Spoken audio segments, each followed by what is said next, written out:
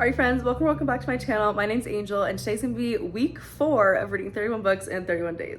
After this, all we have to do is I guess a week 4.5 of just 3 tiny days and we are done this challenge. This is actually Angel from the future filming this. You're gonna see me in another clip a little while down because I filmed an intro for this video and then lost it. Don't know where it is, couldn't find it anywhere. So here we are.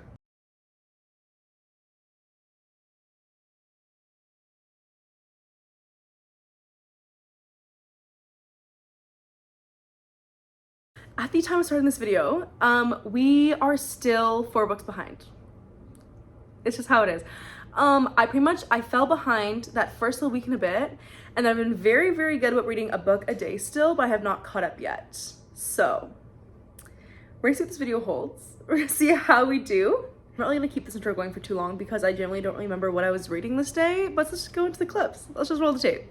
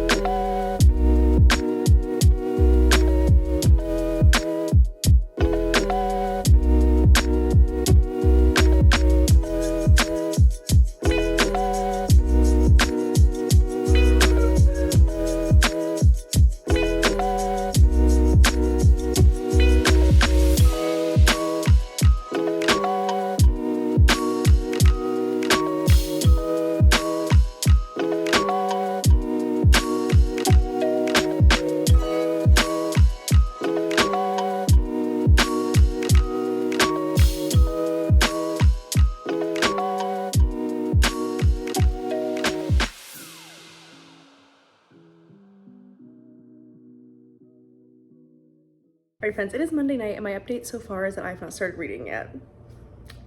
Well, it's kind of a lie. I was listening to an audiobook on my way to and from work, but because Cassandra Clare's chapters are so long, I didn't even finish the first chapter of Chain of Iron, or Chain of Gold? Chain of Gold. Didn't even get to the first chapter because her chapters are that long. So we started, but not very far at all. But tonight I'm actually gonna be reading One for My Enemy by Ollie B. Blake. My plan was to start to my lunch break and that didn't happen. It's now 9:30 at night and this book's 400 pages, so probably up to 1:30 or so. We'll see how that goes. But last night I did finish The Alice Network. This is another one I finished right around midnight.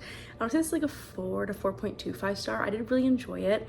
I think the only thing it had against it per se is that it was kind of the whole women spy thing during the war, and the only thing is when I the whole time I was kind of comparing in my head to The Nightingale by Kristen Hanna, and that's one of my 6-star reads, untouchable, and so I felt I kept comparing it, which wasn't fair to it at all, but it was very well written. It was a dual POV, really good. I'm quickly try to scarf down some dinner because I just got home from work and see where we can go with this. We're really doing a good job of catching up.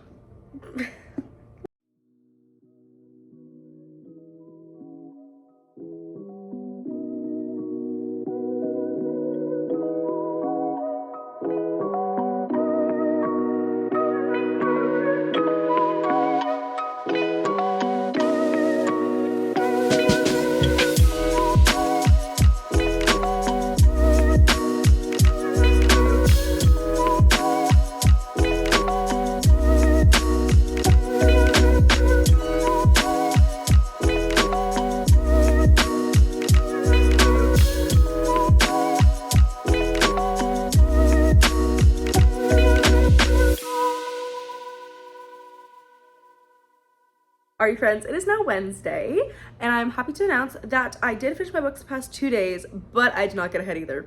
And for all those wondering, it is August 28th, but I'm gonna do this challenge. I always do. I'm gonna find a way. When there's a will, there's a way, and we're gonna find it. But I did finish One for My Enemy and Daisy Hates the Grand Doing. Let's get into those real quick. One for My Enemy was beautifully written. I just truthfully don't think, and it's my fault, the challenge's fault, that I don't think I gave it the attention it deserved, because I was trying to finish it at midnight, and I feel it was a 4.25. I feel it could have been even higher if I read it in different circumstances, so it might be one that I go back and reread eventually and reconsider. Daisy Hates the Grand Doing, once again, it hit me like a ton of bricks. I was reading it at 11 o'clock, trying to finish it last night, and finding out the ending, finding out how those two endings of this book and the last Magnolia book tied together and why they happened and like how they interconnected gutted me. Not cool. Reading everything from Julian's POV, I can't. That man, hearts for him. I get into today. It is 5:30 and I haven't read yet, but because I came home, I filmed a video, my TBR for next month. But it's because I came home and I filmed my TBR video for next month. I have to go edit that now. But the book I want to read today, I think, is You'd Be Home Soon by Kathleen Glasgow. Is it Glasgow? Is it Glasgow or Glasgow? I think it's Glasgow. But I have it on my Kobo. So I'm trying to fire through that one. And then I don't think I'm going to finish the second book today, but if I can at least start one. Because the plan is I don't work all day Saturday. And I know I say every time, I'm going to get ahead, I'm going to read. But I really will because it's the last day of the challenge.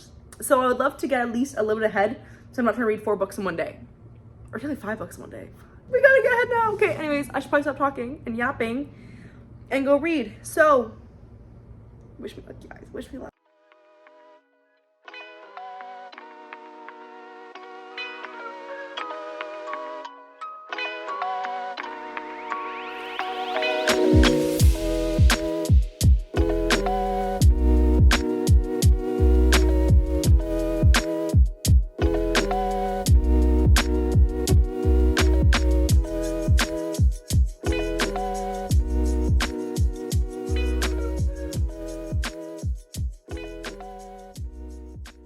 We're gonna quickly round up week 4 of this challenge, and let me say, I didn't fully catch up obviously, but I caught up by 1 book. So now we only are 3 books behind, but I have a feeling this is gonna be like a literal readathon on the Saturday, the last day of the month. This is the 31st. It's gonna be like a readathon to get those last 4 books done. So, but round up the books I read 8 books this week. So the first one was Trial of the Sun Queen, and guys, this is your sign that if you've read a book before and you weren't like, not like the biggest fan of it, but you just feel like maybe it wasn't the right time for the book, to pick it back up again. Because I read this book actually last year during a reading 7 books in 7 days challenge, but it's when I had COVID. I was so out of it, I wasn't doing well. I think I gave it like a 3.5 that time, and I was like, I'm not really gonna go on with the series, I don't really like it that much. Picked it up now and I was like, it's like at least a 4.25, not a 4.5, and I was so excited to keep on going.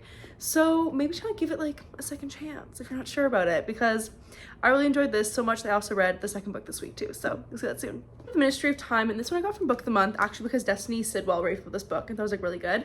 I think it's like at least, I think it's maybe a 4 or 4.25, so I haven't settled on it yet. This one was super interesting and unlike anything I've kind of read.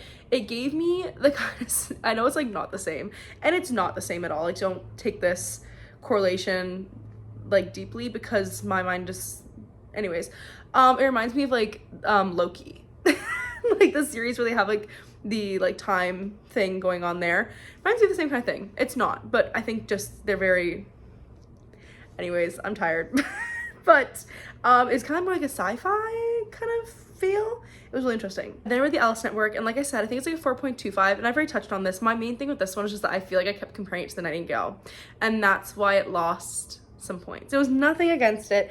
I feel like honestly could have been higher, maybe even should have been higher, but it did make me want to reread The Nightingale. So it gets points for that, because that is one of my 6-star reads that like I want to pick up so badly, but like I'm terrified to do it again because like I'm not ready to live through that experience again, you know? And then I read One for My Enemy, and this one I think is these are all like 4 to 4.25s. I think it's a 4.25 to 4.5. One thing I love about Olivia Blake's writing in her books is every single like, there's like this just like gorgeous, where's like a really good one. The last one's really pretty, but there's really gorgeous like artwork in her books that like I don't know any other author who does that right now still, and it's like in special editions, yeah, it's like a regular schmegular paperback and I get beautiful illustrations. Get out. This is one I really liked, was that one. It's something, it made me miss Olivia Blake's writing really bad, and I do want to pick up the last book in the Atlas 6 trilogy because I haven't bought it yet because it's not in paperback. Because I'm not a hardback girly. Also I want to read, is it not One for My Enemy, this is this one. Like With You in the Ether or whatever it is. Something like that. It's probably not the right name, but I want to really keep reading her work because I do really enjoy it. Daisy hates the Grin and Doing. My heart's like ripped out by this. After sitting on it, I think it is like a 4.5 or 4.75, just because my always rule is like if I'm ever like going back and forth between a 4.5 and a 5-star and I still can't decide, I like my 5 stars, like I know. Like I read it, I'm like, this is a 5-star. Like I feel so passionately about it. And I don't know what was missing from this one that the other Magnolia Parks book gave me, because that one I finished, I was like 5 stars, right? So I'm not really sure what it is, because the ending still got to be just as much, but this one I feel like is like probably 4.75. And I'm just like staring it into the dark and I'm just like terrified. And because I enjoyed Trial of the Sun Queen so much, I did pick up Rule of the Aurora King. I will say this one I maybe enjoyed a little bit less than the first one, but still it was super interesting. And I do have the third one. And so what's funny is I received it as like an early e-arc, and I hadn't read it because I hadn't read the second book yet. But so now I at least can go and read it because I have it. So I'm gonna go take a look at that one. I'll probably do it sometime next month or the month after because I really excited to see how this keeps going. I know already the last book has like the cover for it. I know there's a date, like a pre-order date, but I'm not sure when it is, so have like that. And then lastly, I did a double day. Finally on Wednesday, the last day, I read You'd Be Home Now and The American Roommate Experiment. You'd Be Home Now was my first Kathleen, is it Glasgow or Gasco? I think it's Glasgow, book. And I was so terrified of her work because I knew it was like normally pretty heavy and dealt with like complex topics, like a lot of like mental illness, things like that. And I was always very scared of them, but I picked it up and this book was stunning. It was so well written. You know, it showed like definitely the complexities of addiction, but then also how it affects other people as well, like not just the individual, like other people in their lives as well. And it was beautifully done. I think I originally gave it a 4.5. I might even up it to 4.75 to be honest, because I did really like enjoy it. And I've been thinking about it since I finished now, which has been like a couple days. I'm filming this a little bit while. I'm filming this a little bit after, but it was stunning. I loved it so much. So I do think I will pick up her other two books. You can get like a box set of all three of them. I might buy physical copies, who knows? We'll see how I feel. I also did The American Roommate Experiment. This one I think is a 3.5 star. It was like a fun little romance. It wasn't, I don't want to say, I always feel bad saying it's not anything special, but you know, it's like where my mind goes. You know, it's not like I'm gonna be like thinking about it all the time, but it was fun in the moment and I did really enjoy my time with it. But like my time with it was the duration I read it, and now it's like, it's already kind of forgotten. Like I think I don't remember their names to be honest, but the premise was really cute. I still feel like a lot of like little romances are to me now. Like I kind of just read them and I'm like, okay, and then I'm like done with them. So I don't know, but I did really enjoy it when I read it. All right, friends, that is how week 4 ended. So we're going into the last 3 days of the month. I'm gonna do a separate vlog just for those 3 days because I'm gonna be doing a lot of reading that last day. It's gonna be like a readathon pretty much. But so we still have 3 days and 6 books to read. So we'll see how that goes. Because if you guys do want more like day-to-day vlogs and updates, you can follow me on TikTok. It's at Angel's Book Corner. If you guys enjoyed today's video, if you could like, comment, subscribe, it helps the channel out so much. And I'll see you guys in my next video. Bye.